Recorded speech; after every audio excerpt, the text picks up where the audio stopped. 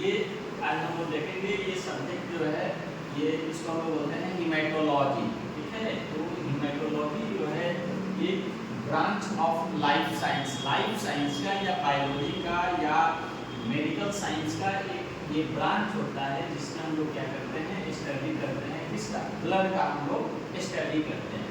तो अब ये क्वेश्चन राइज होता है कि स्टडी ऑफ ब्लड में क्या स्टडी हम लोग करते हैं। तो फंक्शन ऑफ ब्लड का फंक्शन क्या होता है, ठीक है। डिजॉर्डर ऑफ ब्लड में क्या डिजॉर्डर है, यानी ब्लड में डिजॉर्डर यानी ब्लड से रिलेटेड क्या डिजीज होता है। तो जब हम लोग ब्लड की बात करेंगे तो सबसे पहले देखते हैं कि व्हाट इज ब्लड क्या होता है। तो बोला जाता है blood is fluid connective tissue. Blood को हम लोग फ्लूइड कनेक्टिव टिश्यू बोलते हैं।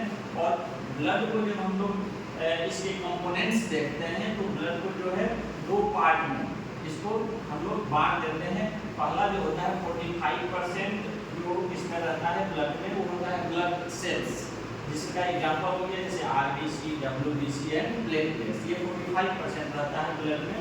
और 55% जो रहता है वो होता है प्लाज्मा। और प्लाज्मा जो है वो किससे बना रहता है?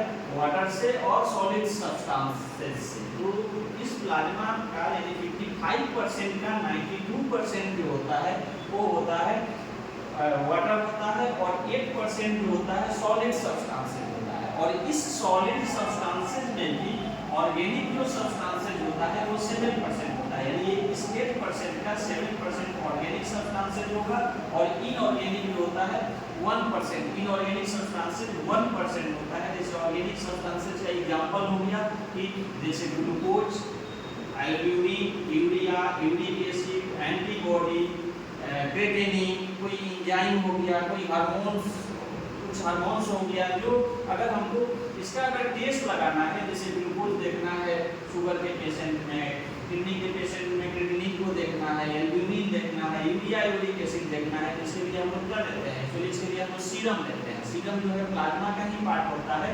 तो कहते हैं कि प्लाज्मा से अगर क्लॉटिंग फैक्टर को अगर रिमूव कर दिया जाए तो जो बचता है वो क्या होता है? सीरम।